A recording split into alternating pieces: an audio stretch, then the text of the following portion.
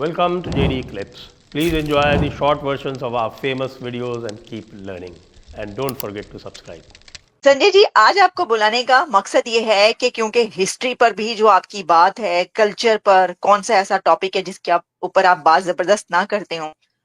तो एक फेस्टिवल ऐसा है इंडिया का जिसके ऊपर पाकिस्तान का बच्चा बच्चा जानता है, बल्कि दुनिया भर में उसकी बात की जाती है। वैसे तो इंडिया के बहुत सारे फेस्टिवल ऐसे हैं सर, लेकिन एक आ रहा है फेस्टिवल, अब करीब है, प्रयागराज।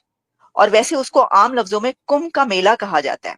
अच्छा, जहां इसकी हम थोड़ी सी हिस्ट्री जानना चाहेंगे, क्योंकि सब बात तो करते हैं कि एक बहुत बड़ा मेला होता है इंडिया में।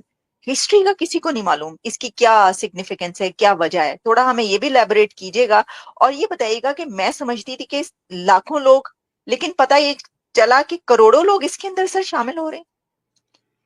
हाँ जी, करोड़ों लोग शामिल हो रहे हैं इस बार। लगभग 45 करोड़ लोग इसमें शामिल होंगे। और ये 45 करोड़ लोग। 45 करोड़, ये 2 महीने से कुछ कम ये चलेगा। तो oh over my those goodness. 2 months, I think 57-58 days का है टोटल इसका। यानी 13 जनवरी से शुरू हो जाएगा और 7 मार्च तक चलेगा। इस पीरियड में करीब 45 करोड़ लोग, यानी आप समझ लीजिए 1 करोड़ पर डे का एवरेज आएगा। ऐसे एक्सपेक्टेशंस हैं इसके तो लिए। संजय जी, दुनिया का सबसे बड़ा फेस्टिवल हुआ ना फिर, 45 करोड़ तो अनबिलीवेबल है। हाँ, it's about 50% greater than America's population. Definitely it has to be the biggest. There is no doubt about that. Exactly. तो ये तो इसका एक्सटेंट है, नो डाउट अबाउट दैट। अच्छा, ये अकेला नहीं है, 4 जगहों पे कुंभ होते हैं और वो अच्छा। उनके एस्ट्रोनॉमिकल कॉन्फ़िगरेशंस हैं। जैसे ये जो जुपिटर का जो मूवमेंट होता है, तो जुपिटर जो है वो 12 साल में एक पूरा जो ज़ोडियाक है वो कवर करता है। 12 साल में ज़ोडियाक कवर करता है। तो उसके हिसाब से जैसे ये जो है, जब टॉरस में आता है, जब जुपिटर टॉरस में आता है तब प्रयागराज का कुंभ होता है। ओके। और उसमें जो है वो सन का मूवमेंट भी देखा जाता है। तो सन कैप्रिकॉर्न में होगा और जुपिटर टॉरस में होगा, तब ये कुंभ प्रयागराज में होता है। इसी तरह से आपके नासिक में, और नासिक में गोदावरी नदी है वहाँ, और शिप्रा नदी है उज्जैन में। यहाँ पर जब होता है, जब आपका जुपिटर आता है एक्वेरियस में, जुपिटर आता है जब एक्वेरियस में, तब तो होता है पहले नासिक में, और जब जुपिटर निकलता है तब होता है उज्जैन में। वो 1 साल का उसमें फर्क होता अच्छा। है। इसी तरह से है आपके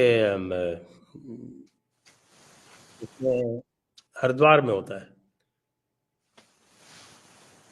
अच्छा। तो हरिद्वार में होता है, तो वो जुपिटर के अलग अलग हिसाब से वो होता है। तो ये जुपिटर के मूवमेंट के ऊपर ये अलग अलग जगहों पे ये होते हैं ये कुंभ। यहाँ जो होता है वो Jupiter in Taurus and sun in Capricorn, मकर में। तो ये प्रयागराज का कुंभ होता है। और ये है पूर्ण कुंभ। 3 तरह के कुंभ होते हैं। एक होता है अर्ध कुंभ जो 6 साल के पीरियड पे होता है, और ये पूर्ण कुंभ जो 12 साल के पीरियड पे होता है। और एक होता है महाकुंभ। महाकुंभ इज 12 साइकिल्स जब पूरे हो जाते हैं पूर्ण कुंभ के, तो वो महाकुंभ होता है। तो इस बार वाला जो होने वाला है वो महाकुंभ है, यानी आफ्टर 144 ईयर्स। ओ। ओके। इसीलिए इस बार जो है वो यहाँ पर मेगा क्राउड एक्सपेक्ट की जा रही है। यानी सिर्फ कुंभ नहीं बल्कि महाकुंभ। तो संजय जी, क्या इसमें किसी खास देवता की या भगवान की पूजा की जाती है, जैसे कि हम और फेस्टिवल देखते हैं, दुर्गा पूजा है और इस तरह के काफी होते हैं ना, गणेश के भी एक फेस्टिवल है।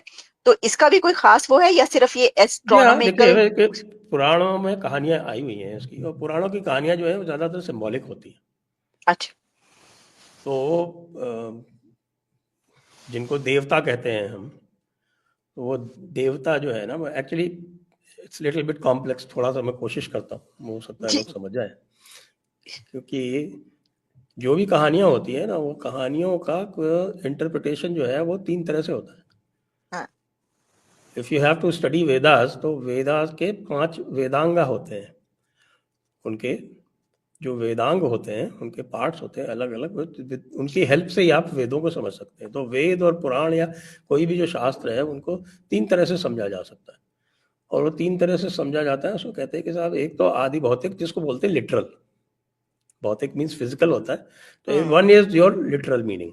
तो जितने भी जो नॉन हिंदूज हैं, वो मोस्टली वो लिटरल मीनिंग को पकड़ के कहते हैं कि अरे ये क्या बकवास है, ये तो सब फालतू की बातें हैं। But there are 2 higher meanings, उसी में हायर मीनिंग्स होती है। एक होती है आदि दैविक, दैट इज डिवाइन। ये मानते हुए कि देर आर डिवाइन बीइंग्स, उसको मान के उसकी एक डिवाइन मीनिंग होती है। और एक होती है जो सबसे जो हाईएस्ट मीनिंग उसकी होती है, वो होती है आध्यात्मिक, that is the spiritual meaning. Hmm.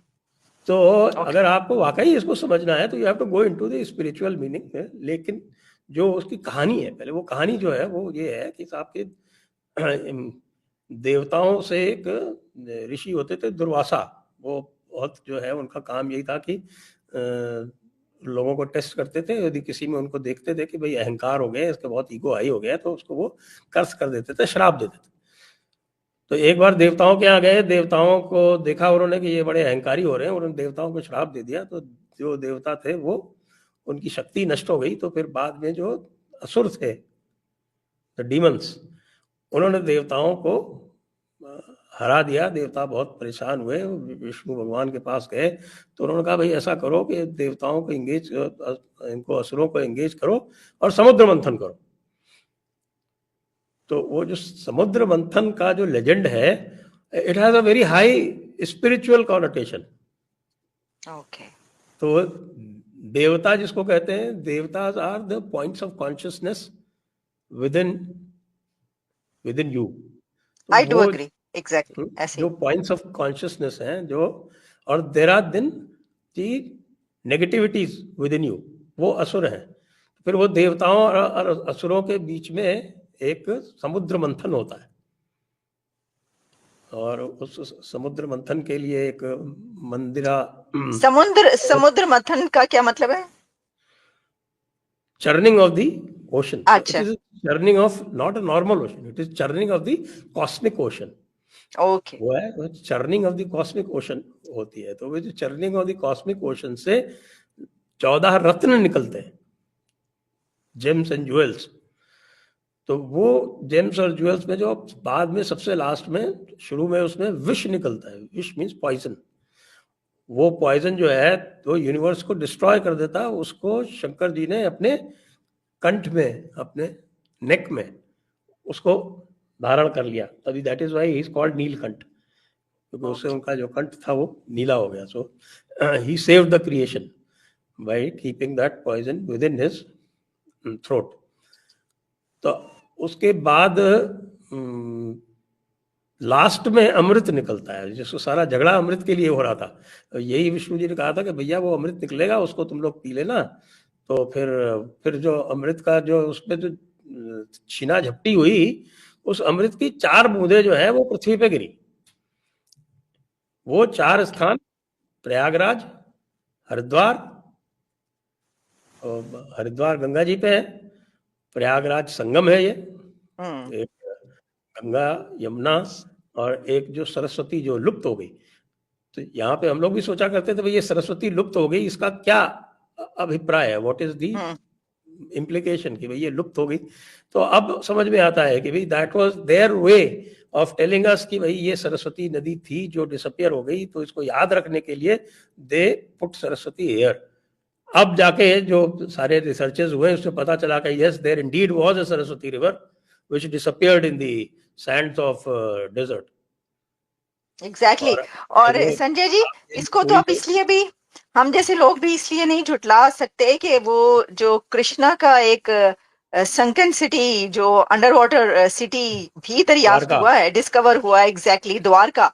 तो वो तो मतलब साइंस की रूह से उन्होंने वो बताया और उसकी डिस्कवरी हो रही है, तो अब बिल्कुल, और ऑब्वियसली जो फिर सरस्वती की जो चैनल है वो भी अब डिस्कवर हो चुकी है। नासा ने भी उसको corroborate कर दिया। तो वो अब जो आपके इंडस वैली सिविलाइजेशन जिसको कहते थे, वो एक्चुअली इंडस सरस्वती सिविलाइजेशन है। और सरस्वती के बैंक्स जो था, वो जो पुराना सरस्वती के बैंक था, तो जैसे पहले Harappa Mohenjodaro which is now in Pakistan, वो जब ढूंढे गए थे, तो उस चैनल के आसपास जो है वो सैकड़ों और इस्टेब्लिशमेंट्स और हैबिटेशंस मिले। और उसमें एक राखी गढ़ी है, you can google it and see. Rakhi Gadi is a very prominent habitation which has been found to be almost at the same time as Mohenjo-daro. And फिर एक और उसके बाद बिरन्ना करके एक जगह मिली है, वो तो it is suppose to be 8,000 years before present, which is even older than Harappa and Mohenjo-daro.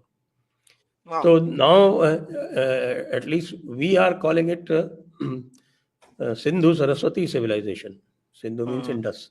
So it is now Indus Saraswati civilization. तो वो जो सरस्वती जो गायब हो गई, जो लुप्त हो गई, उसका जो है चैनल जो है वो आप अब ट्रेस कर सकते हैं।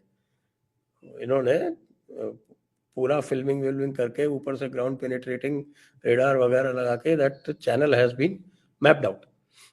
उसी के चैनल के अलोंग हमारा एक हनुमानगढ़ जिला पड़ता है, वहाँ पे Kalibangan is a famous habitation for that Saraswati civilisation. तो गंगा यमुना और जो डिसअपियर हो गई सरस्वती, उसको यहाँ पर याद रखने के लिए कि भाई आप सरस्वती भूले नहीं, आप सरस्वती सिविलाइजेशन भूले नहीं, तो ये भी उसको कर दिया। तो it is a Confluence of 3 rivers here in Prayagraj. फिर शिप्रा रिवर है, उस पे उज्जैन में होता है। Ujjain was also very famous place, क्योंकि Ujjain was suppose to be the prime meridian. जो इस वक्त ग्रीनिश में है प्राइम मेरिडियन, वो prime meridian when India was the leader in the world, तो prime meridian used to be in Ujjain.